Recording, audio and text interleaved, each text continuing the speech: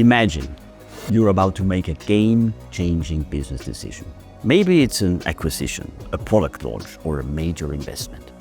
You do your research, gather insights, and everything seems to point in one direction. But what if I told you that your own brain might be filtering out critical information without you even realizing it? Here's a hard truth. We don't just look for information, we look for confirmation of what we already believe.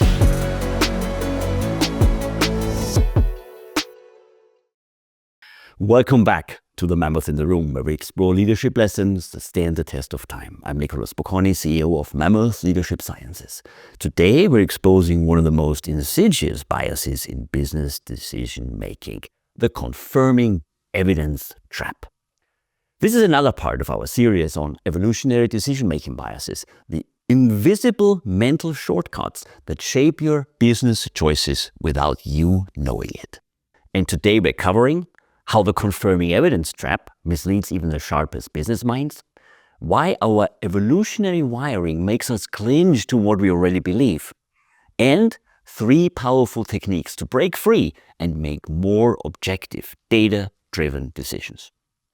Stick with me until the end, because we'll reveal billion-dollar corporate disasters caused by this very bias, serving as a stark warning for leaders who refuse to challenge their own assumptions. Let's get into it, starting with a question. Ever wondered why conspiracy theories spread like wildfire? Why people still believe debunked myths? Why smart business leaders cling to failing strategies? It's because our brains are wired to prefer information that confirms what we already believe. Know the saying, never trust a piece of research you haven't commissioned yourself? Let's go back to the early 2000s to tell the story of the Blackberry downfall. Blackberry was a dominant player in the smartphone market. Executives believed people would never want a touchscreen keyboard because their research showed that physical keypads were superior. Then Apple introduced the iPhone. Even as the world embraced touchscreens, the Blackberry clung to its belief that people wanted tactile keys. Executives ignored overwhelming market data and dismissed the iPhone as a niche product for tech geeks. What happened next? BlackBerry's market share plummeted from over 50% in 2009 to less than 1% in just 5 years. You think this would never happen to you? Think again, because here is a scientific backing why all of this makes sense from an evolutionary perspective, based on which your brain is lying to you while we're speaking: the need for certainty. A study published in the journal Nature Human Behavior by Rolwage, Dolan, and Fleming in 2020, titled "Confidence Drives a Neural Confirmation Bias," explains that our brains are evolutionarily wired to favor information that reinforces existing beliefs. In our ancestral past, sticking to what was familiar, like trusted food sources or safe migration routes, increased survival odds. But today, this bias blinds leaders to critical new insights, causing catastrophic mistakes. Now let's explore how this bias manifests in business, and we talk about 3 of the biggest confirming evidence traps in business. Trap number 1, we call the market trap, when companies ignore warning signs. Remember when Nokia dominated the mobile phone market? At its peak, it held over 50% market share, but then came the iPhone and Android revolution. Instead of acknowledging the threat, Nokia's executives dismissed the evidence that the market was shifting from basic mobile phones to smartphones. Particularly, Nokia underestimated the importance of software and app ecosystems, clinging to their own Symbian operating system, while competitors like Apple or Google embraced touchscreens and robust app stores. By the time they realized their mistake, it was too late. In 2013, Nokia's mobile division was sold to Microsoft in a fire sale for $7.2 billion, a fraction of what the company was once worth. Lesson: companies that only seek information that confirms their existing strengths risk missing disruptive innovations. And here's another example, a story for the ages. You probably have heard about it, the New Coke disaster. In the 1980s, Coca-Cola executives were panicked. Pepsi was winning blind taste tests, so Coke launched New Coke, a sweeter version of its classic drink. But they missed one huge piece of data. People liked Pepsi in small sips, but the evidence that they wanted a whole can of it was never produced. Consumers didn't actually want a sweeter Coke. Coca-Cola ignored this, and in their panic mode, they launched New Coke anyway. And that was one of the biggest product flops in history, forcing the company to reintroduce Coca-Cola Classic just 3 months later. What's the lesson? When leaders selectively interpret data because they already have made their foregone conclusions, they make bad bets on the future. How to beat it? Before making big decisions, actively seek disconfirming evidence. Assign a devil's advocate on your team to challenge every major assumption. Ask, if this decision fails, what data will I wish I had looked at?